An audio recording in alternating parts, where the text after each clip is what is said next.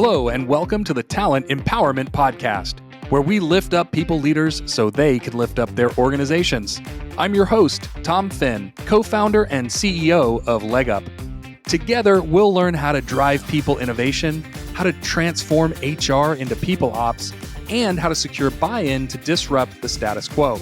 And as I like to say, it's finally time to stop smoking on airplanes and update your people strategy. Let's transform your organization and move from a culture of talent management to talent empowerment. This week's episode of the Talent Empowerment Podcast is brought to you by LeggUP's Talent Insurance, an inclusive people development platform designed to help HR leaders empower their people through one-on-one professional coaching. With results like a 66% improvement in avoiding burnout, a 54% jump in leadership skills, and a 73% increase in job satisfaction, LeggUP guarantees improved employee well-being, productivity, and retention. In fact, they insure it. Your people stay or they pay.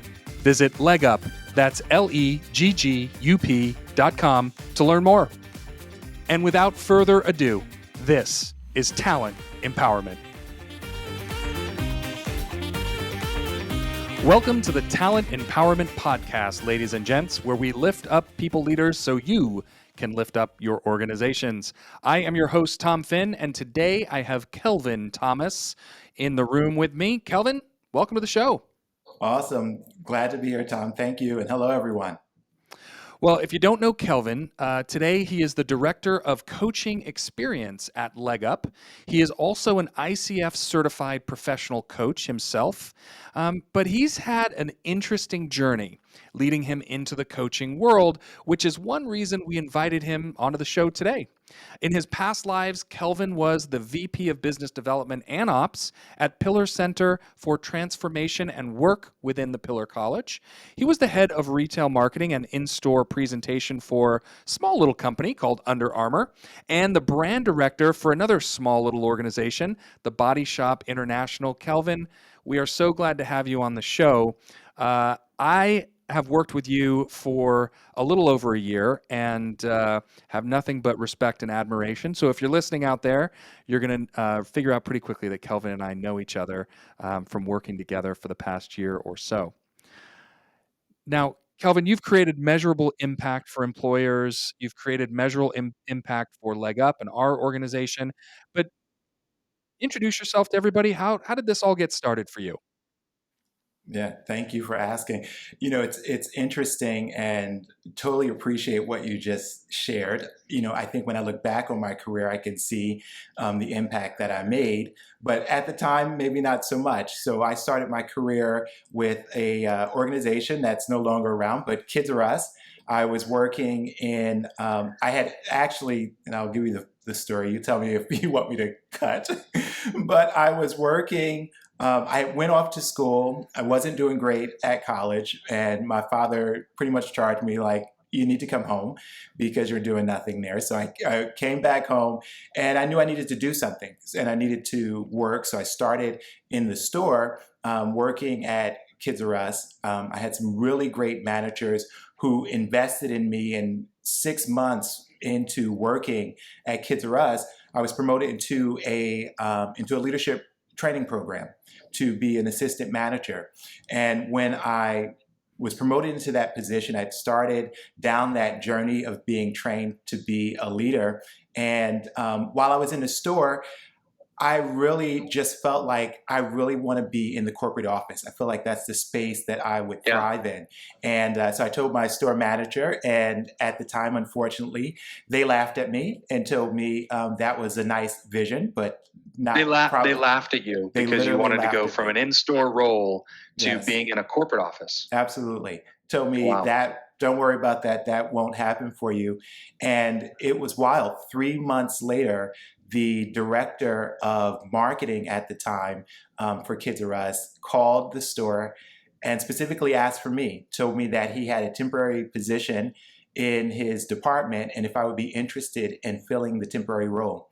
And so I came up, filled the temporary role, and that started my corporate career. He made a permanent role for me. and I was with Kids R Us for Kids R Us, Babies R Us, and Toys R Us. I've gone through several downsizings and mergers of those three brands, and I was with them for 7 years before I moved on to White House Black Market, which is a division of Chico's brand, and I worked with them all to expand my understanding of the work that I was doing. I really believe in understanding the customer, so I wanted to understand the customer even more. So I worked for that brand. And then I moved on from White House Black Market after about 3 or so years there to take on a role with the Body Shop International as a brand director, where overseeing marketing, graphic design, you name it, I pretty much oversaw it, except for product. And it was a great experience because it took me from just kind of understanding this US consumer to taking a more international position that I was actually responsible for Canada, Mexico, and the US. And I actually worked with the team in London and did some work with the team in Singapore as well, before then moving on from there to work for, as you said, the for Under Armour, which, that small little brand there. And I did work in just building the marketing department, building the in-store presentation department. And it was really there that, and I don't want to jump ahead of myself, but there that I knew that there was something else for me to do. There was somewhere else that I needed to go that wasn't necessarily retail, wasn't in that space anymore, Yeah. and that kind of what's brought me into coaching. Well, let's pause there for a second because if I'm listening to this, I'm thinking, my goodness, somebody laughed at you because you wanted to expand your horizons, grow your career, really move in the right direction for yourself and, quite frankly, the organization. And you had people laughing at you. What was that like when in the moment? And then how does that feel today when you look back on it? Yeah, it's a great question. In the moment, it's demoralizing, to be honest with you. Yeah. And that's how I felt. When you think about managers and leaders, you look up to them. And so you're looking for them to inspire you, for them to say, absolutely, the sky's the limit. And this was at the time a store manager that I reported to.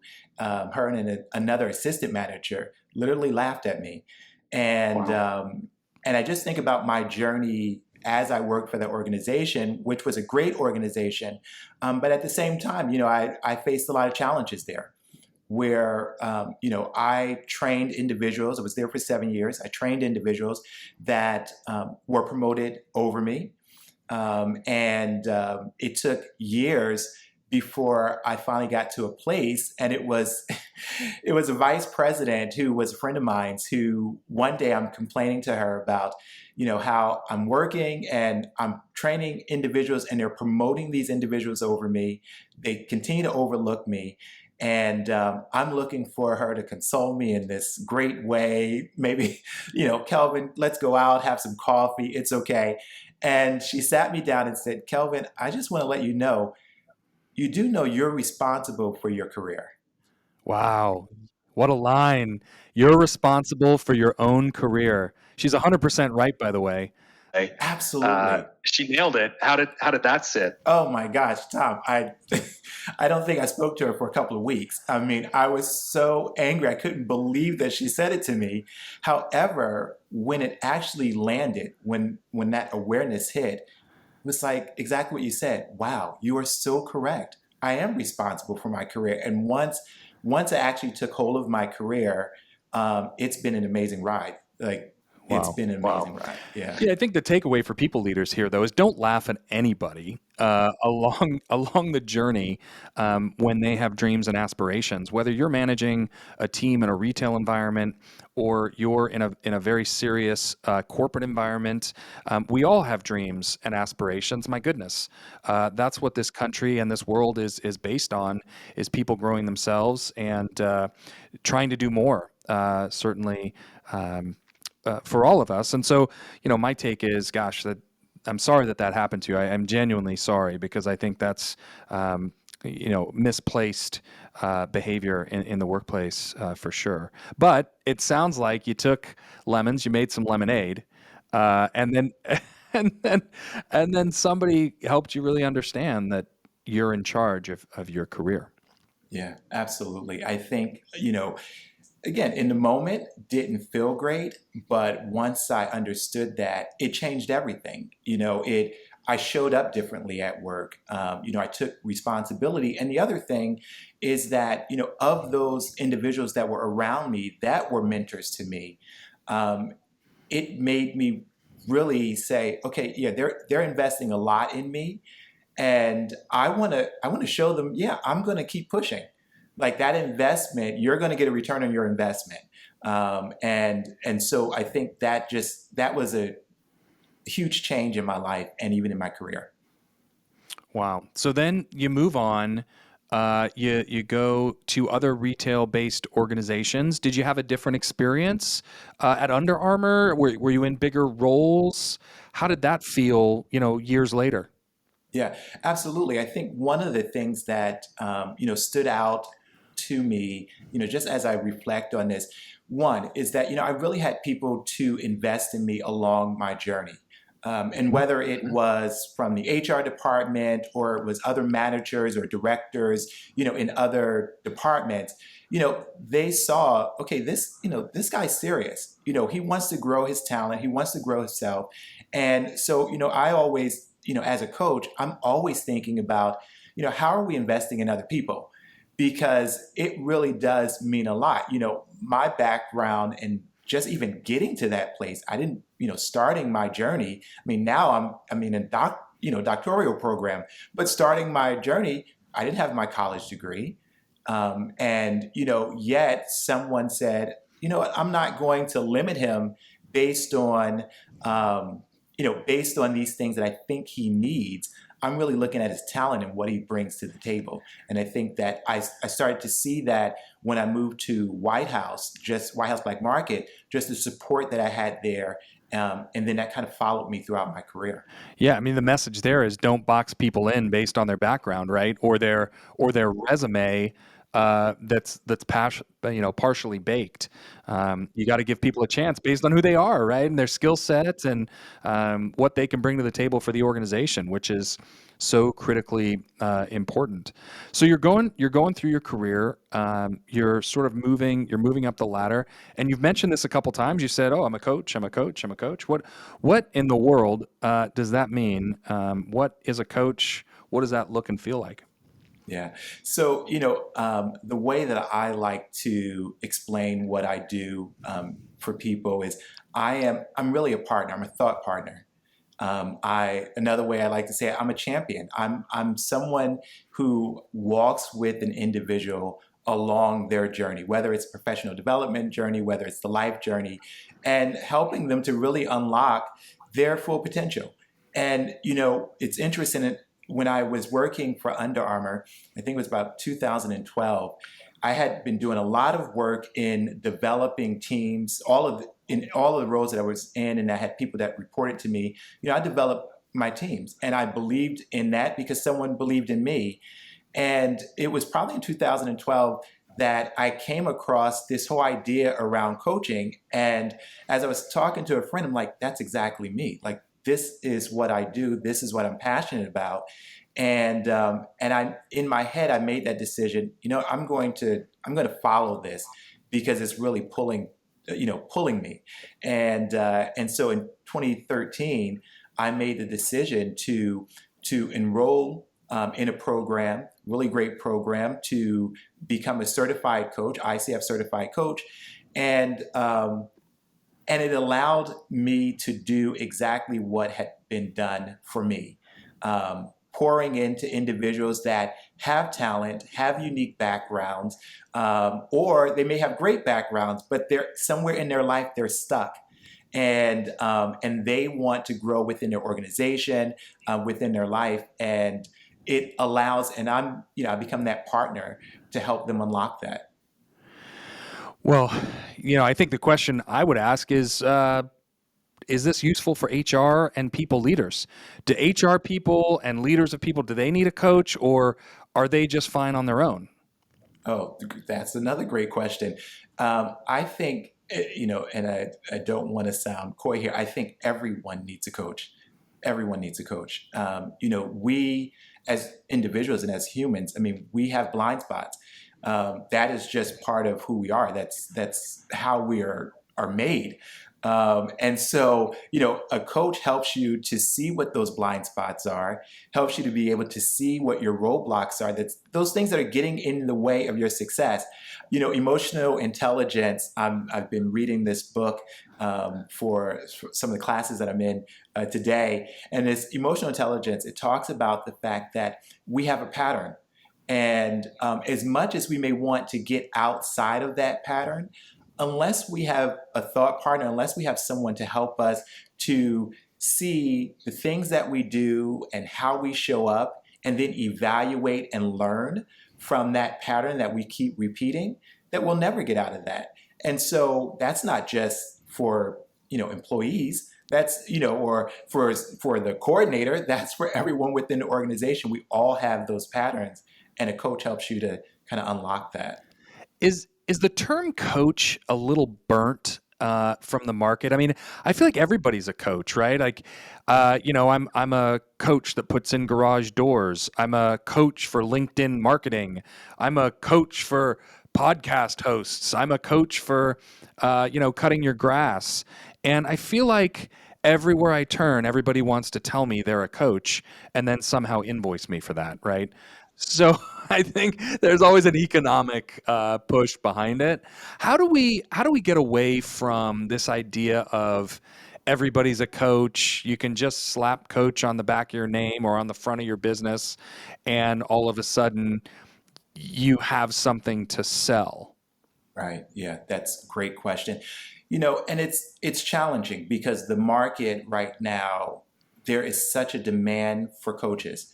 There's such a demand for the work that we do within organizations. We're still getting through COVID, right? So we're not completely through that, and people are looking. Employers and employees and individuals are looking for support. They need the support. What and I understand. So people want to help, and so they will attach coach to their name. And I know some may not agree with this, but I truly believe what the ICF has done, and that's the International Coaching Federation, what they have done is they've helped to stabilize this market and to set standards in place that really says, there is a process in which we take, in which we approach helping individuals. Right. So we're not therapists, so we don't want to go down that road. And we're not sports coaches, very different from family and friends that just kind of give you advice based on really what they want you to do. Yeah, my family and friends has usually had a few glasses of wine before they like to give me advice, right? Which makes it all that better, right? I mean, it's just more important when you've had a glass of red wine. Totally, totally. Or when they give you feedback on something, which I always find amusing. I listen to sometimes when my family gives me feedback. It's like, guys, it's very one-sided. I'm not sure if you see this or not, or if you even notice this.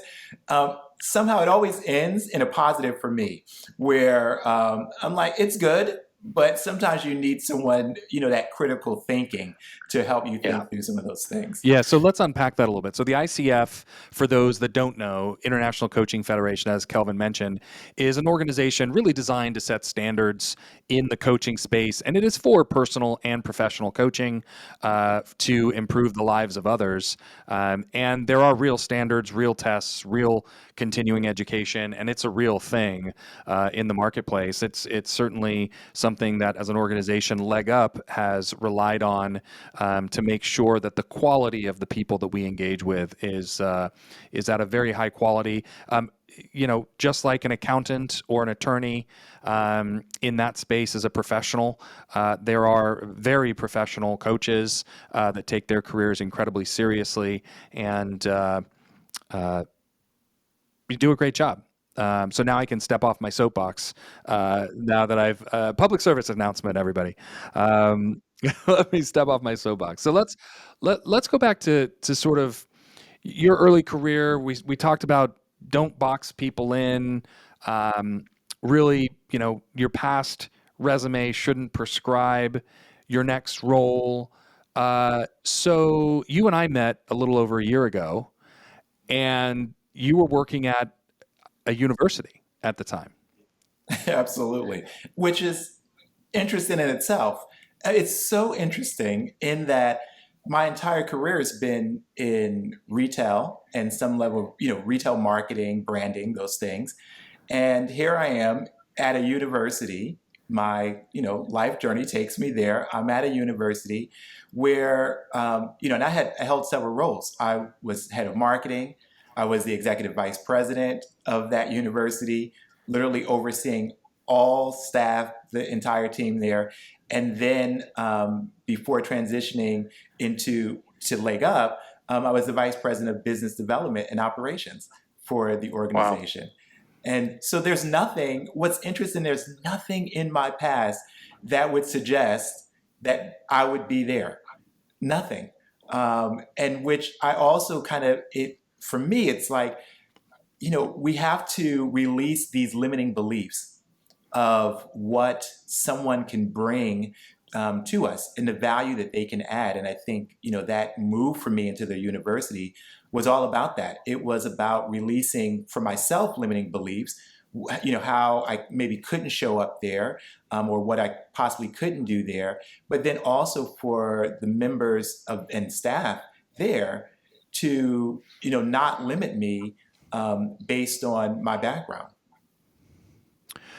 Yeah, look, everybody has a story and a journey. I think what we're saying, if you're managing people, if you're hiring people, you really should look for incredible character in the person and some track record of success, but look for the person that is going to fit well in your team, that is going to fit well at that point in time in your organization, and that's going to get along really well with their coworkers. And then the other comment I would make is you look for a GSD profile.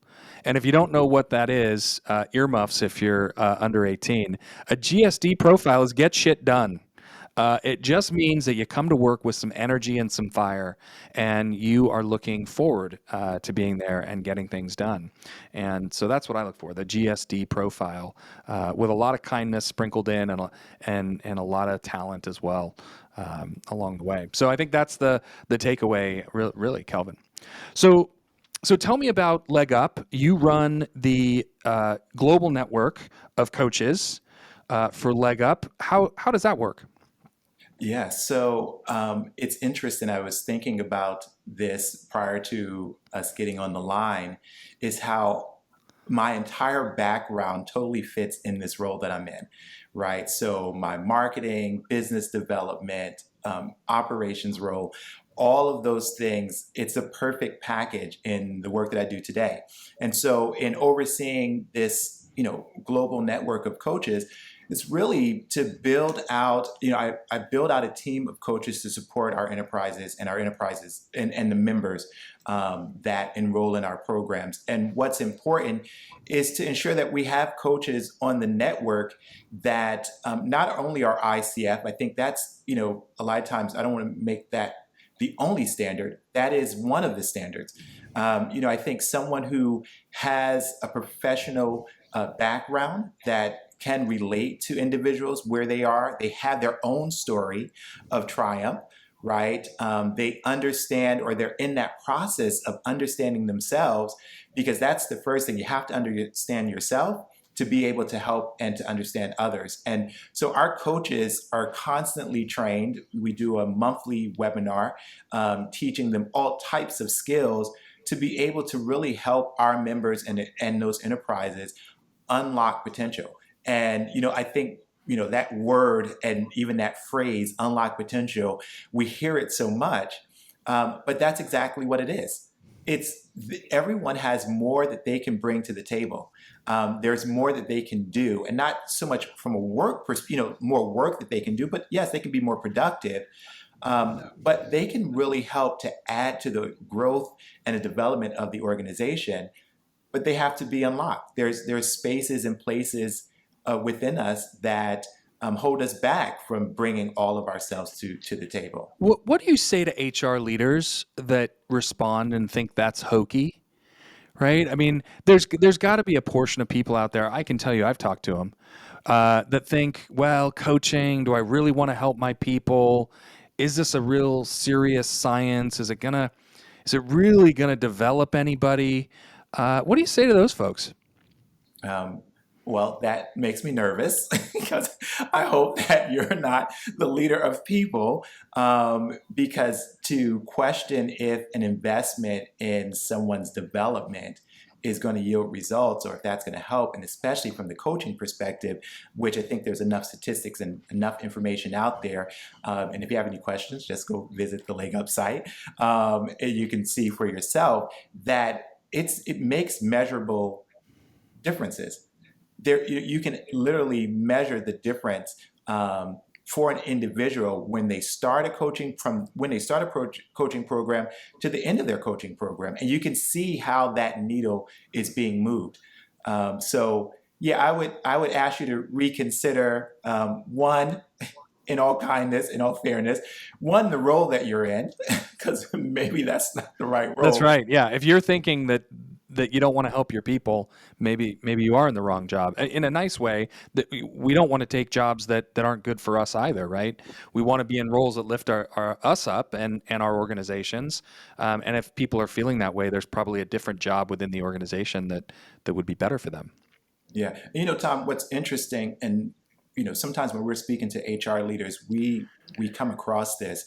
I think most people, I would say majority of the people that move into these HR positions, they have a great concern for people and they want to see them grow and they want to see them develop. However, once they get into the role, they're so bogged down with compliance Yeah. and making sure that I've crossed all the T's and I dotted all the I's, and that that the company isn't at risk to a lawsuit, that we sometimes put the people part of it, the human part of it, last. Or sometimes we forget completely about it. And a lot of times when we're talking to HR leaders and they hear what coaching can do and they see how we partner, they're excited because they realize, yeah, this is what I've always wanted to do. And I've just been so focused on something else, and not that that something else isn't important, but it's taken my eye off the ball of developing people and seeing people grow. Yeah, I agree. I think the compliance piece has been a heavy burden on HR leaders for a couple of decades, and it continues to be a weight for these individuals. And quite frankly, I think that belongs with the legal team. And I think legal teams should be handling compliance, and you can beef up your associate level of a legal team without it costing you much more. And you give people development and people operations to these wonderful people leaders that are really thinking outside the box. And quite frankly, it's really about innovation today in how we treat people and how we empower organizations and employees versus point the finger and tell them what to do. Well, I would go as far as to say I think that those days are over. If we're not, reading the tea leaves, if you will, from what has happened through this experience with COVID and the number of employees that are leaving, leaving companies that have been there for years, or the companies that can't find talent and they can't bring people in. And part of it is because people want to know that you're investing in them. People want to be where I always say this. I've said this for years, where they are seen and they are heard. And if they know that their organization sees them, and if they know that their organization hears them, and that's not just you see me, I'm walking down the hallway and you say hi, which is nice, but that's not being seen. Or, that you hear me because, one day in some, talent hall meeting that, I raised my hand and gave feedback. Oh, okay, I'm hearing you. No, but you're seeing me as a person. You're seeing the value that I add.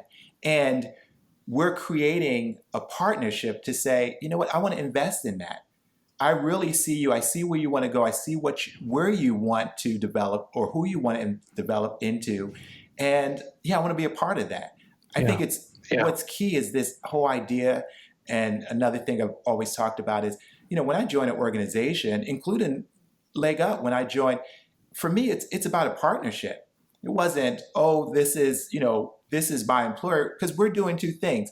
The employer is bringing their resources, right, to pay you and an opportunity for you to use your gifts and talent and skill. But at the same time, the employee is bringing their gifts, their talents, and their skills. Yeah. So that's a Yeah. partnership. It's a partnership. I always say the same thing. It's a two-way street, right? And I always tell this to people going into interviews, whether you're going in for an HR promotion or a different role at a different company or whatever it might be, in terms of an interview. I always tell people, look, there's no reason to be nervous. What you're looking for is fit. You're looking for that organization to provide you with the things that you need at that point in your life. And they might be different from decade to decade. You might need different things in your life.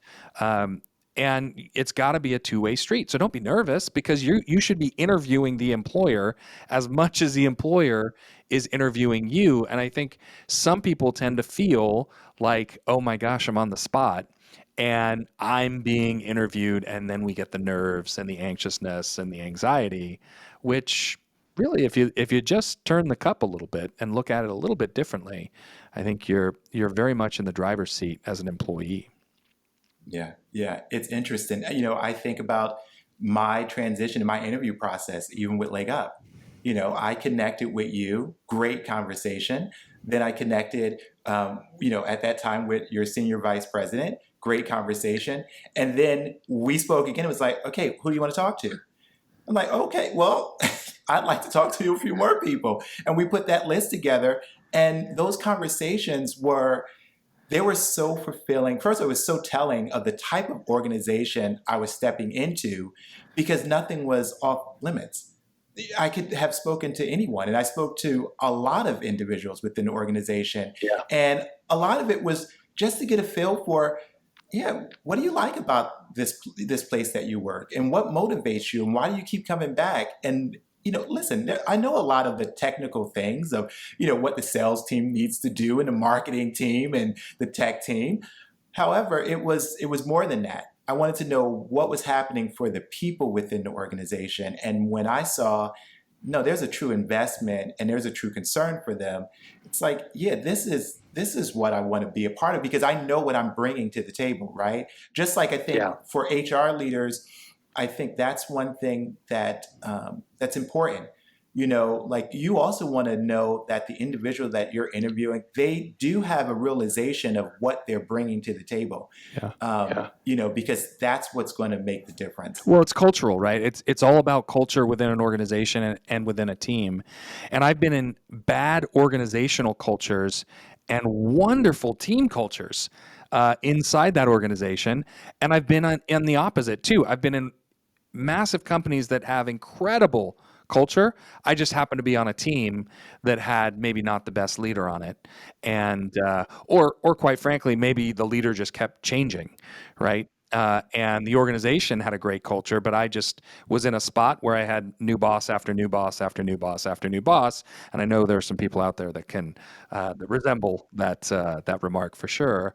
But culture, I think, is the most important part of this discussion, right? And it's really about setting the right culture, hiring the right people, and during the onboarding and interview process, open up the kimono. Let's find out what's really going on there. Because I always tell people, look, I don't want you to be here if you don't want to be here. This is intended to be a good fit. So I want you to see everything, the good, the not so good, the incredible, the difficult days, right? Because there's all of that in every company, and make sure that it's the right fit and the right time for that person. Yeah, 100%. I couldn't concur more with what you're sharing. I think, what's interesting as well, and I think about this, the demands for an employer, and especially I think because it really starts to sit within that HR department, right? The demands that they have today is probably greater than they've had in the past. And Yes. I mean, that is just a reality. Yes, I mean, I think absolutely. everyone knows this. And so I always take the approach that it is impossible to meet that demand by yourself, right? Everybody needs a partner. everyone needs a partner.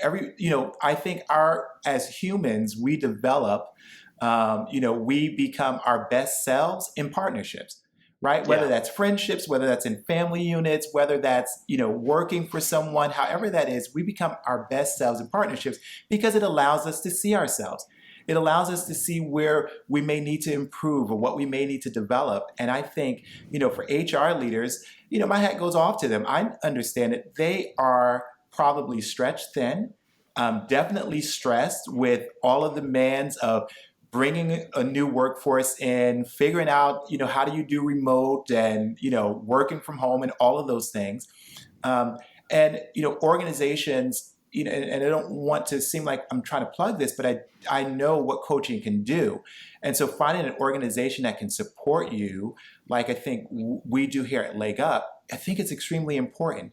And more organizations are starting to see that. And so I want to encourage, and get off my soapbox, but encourage, our HR leaders, that, yeah, you're not in it by yourself. They're And if not. you No. think you are, you're not. Well, there are resources now for organizations. I think the first sort of hair on the back of our neck that goes up when we hear this conversation, if we're in HR, is okay. What about the cost though? Because I've got a limited budget. I've got to answer to the CFO. I've got to manage my resources appropriately. I've got to be a good steward of my company's money, and all of those things are correct. So, is it cost prohibitive? I think that one of the things, and this is what I love about the work that we do, is that it's easy to make coaching because we know the results that come from coaching. It's easy to make coaching an executive only benefit where you're Yeah. paying thousands and thousands of dollars for one person to go through coaching. Where I think what we've tried to do here at LeggUP is to say, you know what, really coaching should be accessible to everyone within the organization.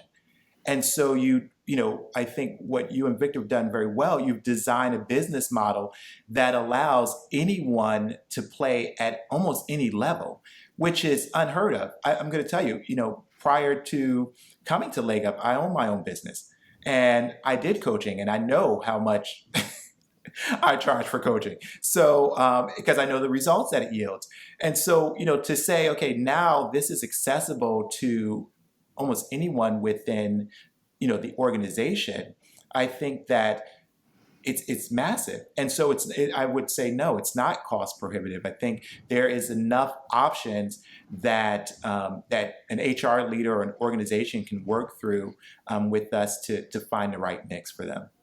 Yeah, I agree. I think there's lots of options, lots of pricing options, and a way, if you're willing to put in a few conversations to actually come up with a strategic plan that doesn't have to be a short-term plan that can start today and be impactful for the next decade. And that's the way we look at strategic planning: is how do we set it up for today, but really start to dig in year 2 and year 3 and year 4 and change the culture in a really positive way in the future. So, Kelvin, we have talked today about measurable impact and the work that you've done, your sort of origin story. Couple of takeaways that I have that I just want to get your thoughts on. So, first one, I think I heard you say at some point, let's not box people in based on their background. Thoughts on that? Yes, thoughts on that. So, I think when you think about how someone ultimately gets to your organization, and when you're looking at things like resume, and do they have college education, and have they worked here and there, I think those things can be extremely limiting. If you are a developer of people, I think part of what you should be looking for, as you talked about, Tom, you're looking for fit. Does this individual fit within our culture?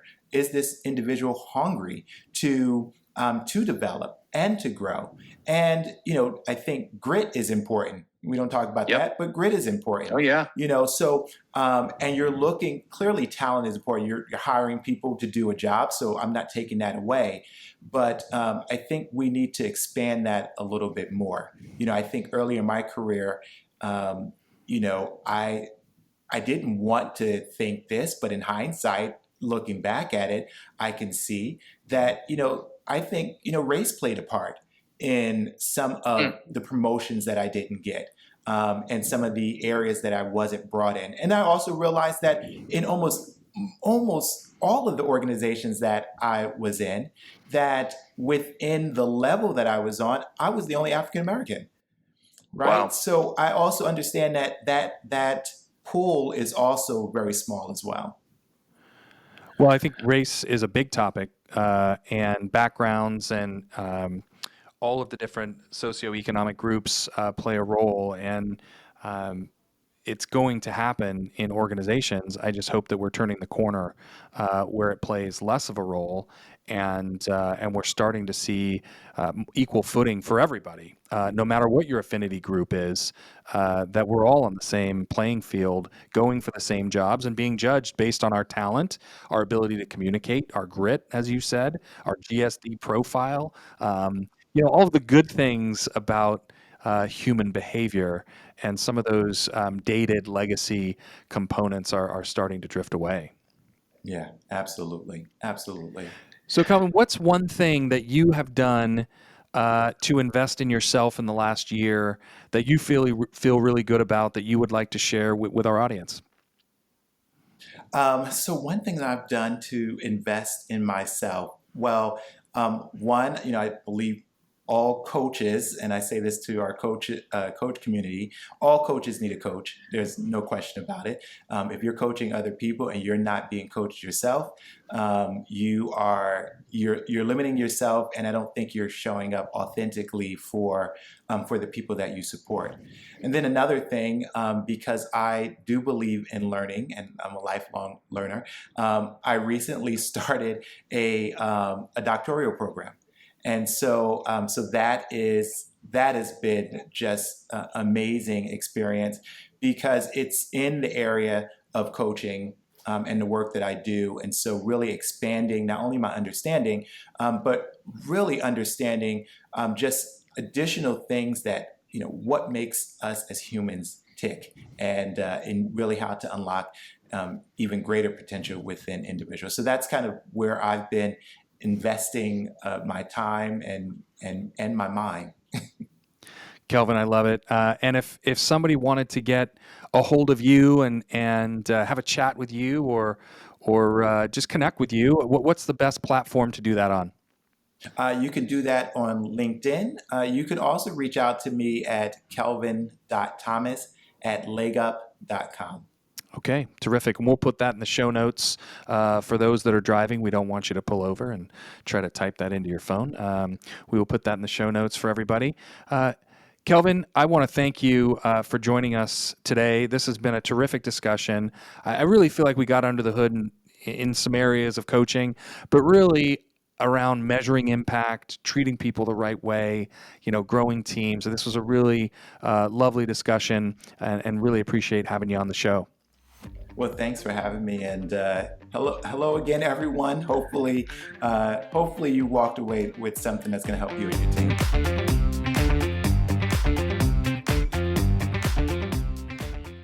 I hope you enjoyed this episode of Talent Empowerment. For more information on our show and today's guests, head to the show notes or visit talentempowerment.com. And as always, don't forget to subscribe wherever you're listening so you never miss an opportunity to empower yourself and your people.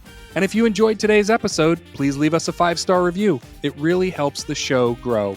And a final thank you to our sponsor, LeggUP, and their people development program, Talent Insurance. To learn more about how they guarantee retention, employee well-being, and employee performance through one-on-one coaching, please visit leggup.com.